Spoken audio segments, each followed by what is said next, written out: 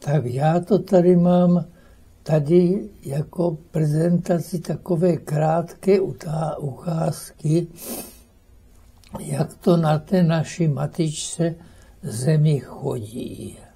A to je v nesčetných miliardových obměnách po celé Zemi stejné. Do dnešních dnů. A kdy to bude mít konec? Kdo to ví?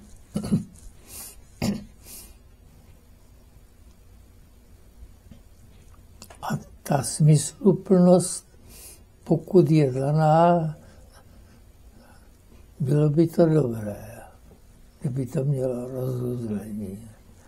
Tak já to pustím, ale nemůžu žádným způsobem omezit zvuk. Mám jakési nové něco koupili vnuci reproduktory a není jak když na těch stranách starých knoflí, kterým by se to dalo zesilovat a zeslabovat. Takže to musím vzít tak, jak to je. Rozbil franský král a cisár Karol Veľký avarský kaganát. Ten sa rozprestieral aj na území dnešného Slovenska. Po boku Karola Veľkého vtedy bojovali aj Slovania, ktorí sa takto chceli zbaviť storočia trvajúcej nadvlády avarských kočovníkov. A avarští kočovníci už tam byli před Velkou Moravou. Roku 800.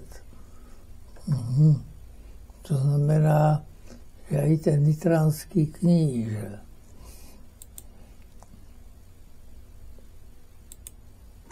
Po rozpade kaganátu sa okamžite objavujú lokálni Slovan. On se rozpadl, no, ale jenom na určitou vládcovia. Tí si zakladali vlastné kniežatstvá, ktoré sa viac menej úspešne etablovali.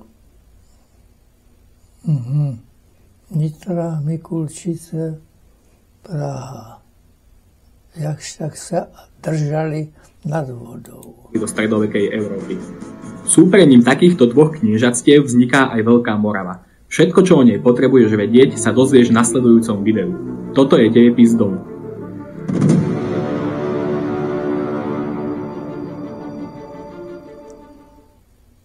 Jedno zo slovanských kniežatstiev, ktoré v tomto čase vzniklo, nazývame Moravské. Prvým známym panovníkom bol Mojmír.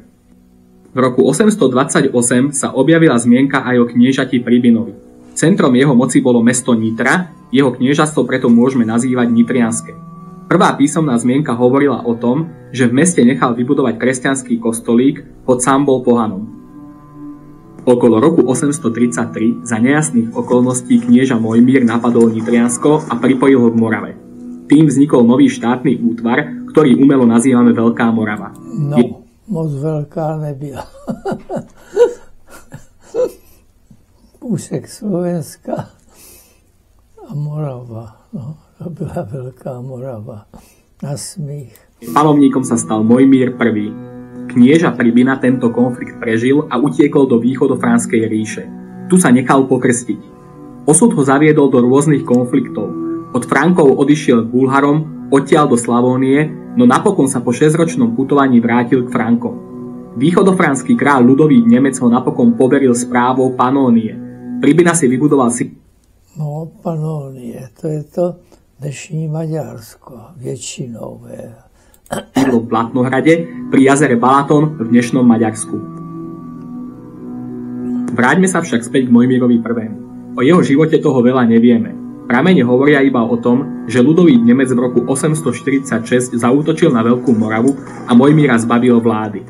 Na čelo krajiny Frankovia... No, takže to bylo, jak když Hitler zaútočil na Moravu.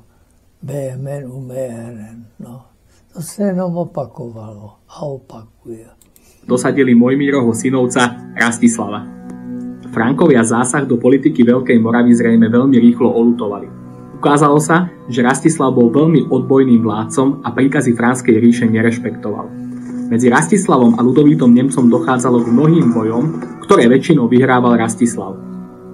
V Zapojil sa aj do konfliktu medzi Ludovítom Nemcom a jeho synom Karolmanom. Rastislav podporoval odbojného Karolmana, zatiaľ čo Pribina sa postavil na stranu Ludovíta Nemca. Rastislavové vojska vpadli do Panónie a v bojoch zabili Pribinu. Kontrolu nad Panóniou prevzal jeho syn Kocel. Rastislav neupevňoval svoju moc iba mečom. V roku 863 pozval na Veľkú Moravu vierozvescov Konštantína a Metoda. Chcel tak vybudovať samostatnú slovanskú cirkevnú oblasť. O tom si však povieme v inom videu. Ďalšou dôležitou postavou veľkomoravských dejín bol Svetopluk, Rastislavov synovec. Spravoval nitriansku časť Veľkej Moravy. Svetopluk sa v Nitriansku často správal ako samostatný vládca. Dokonca bez vedomia Rastislava uzavrel mier s Franskou ríšou. Možno práve to prinútilo Rastislava, aby sa svojho synovca zbavil. Pripravil mu pascu, Svetopluk sa však o nej dozvedel a svojho strýka uväznil. Ako dar ho odovzdal Ludovítovi Nemcovi. Východofranský král sa rozhodol svojho nepriateľa oslepiť a hodiť do temnice. V nej Rastislav nevedno kedy zahynul. Svetopluk zrejme očakával, že sa stane ďalším vládcom Veľkej Moravy, no nestalo sa tak. Karolman, ktorý sa zmieril s otcom Ludovítom Nemcom, dosadil na čelo krajiny dvoch franských správcov. Jo, to se jeden musí smutně smát. Smutně a slzet přitom. A plakat. Viliama a Engelšalka. Tí Svetopluka obvinili zo zrady a sám skončil vo franskom väzení. Veľká Morava sa tak zmenila na obyčajnú provinciu východofranskej ríše. Tu žijúci Slovania sa s tým však nechceli zmieriť. V roku 871 sa veľmož menom Slavomír vzbúril proti vláde Viliama a Engelšalka. Obsadil Nitriansko a zaútočil aj na Moravu. Karolman sa rozhodol, že na Moravu pošle armádu, na čelo ktorej dosadil práve Svetopluka. Zrejme veril, že Slovan obsadí krajinu bez väčších bojov.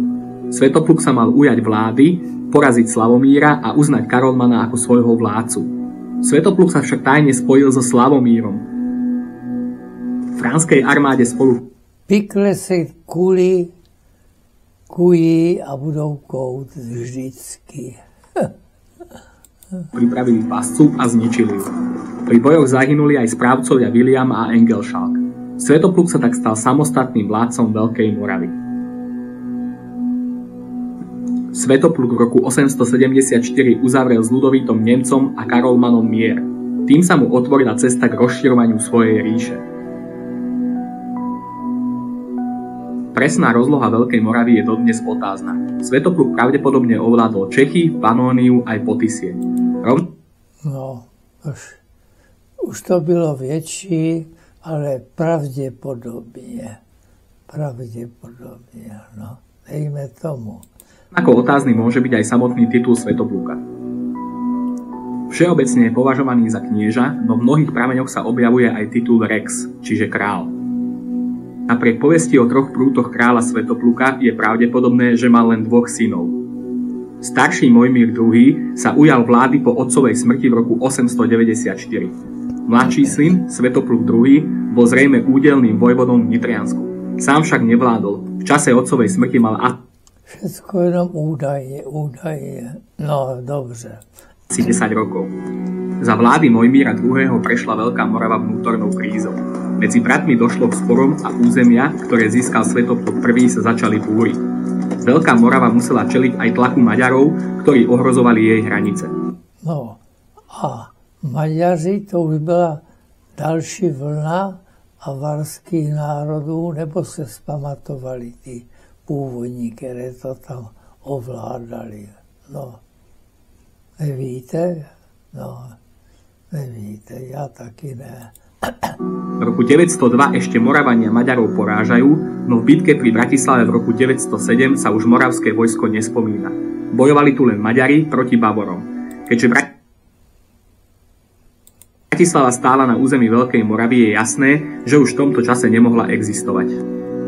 Za zánik Veľkej Moravy preto považujeme práve rok 907. To je to hlavné, čo potrebuješ vedieť o dejinách Veľkej Moravy. Ak sa ti video páči... No, takže to by nám stačilo jako ukázka té Mely na té matičce země zemi, jak to tady chodí. No, co k tomu dodat? Slzy a pláč.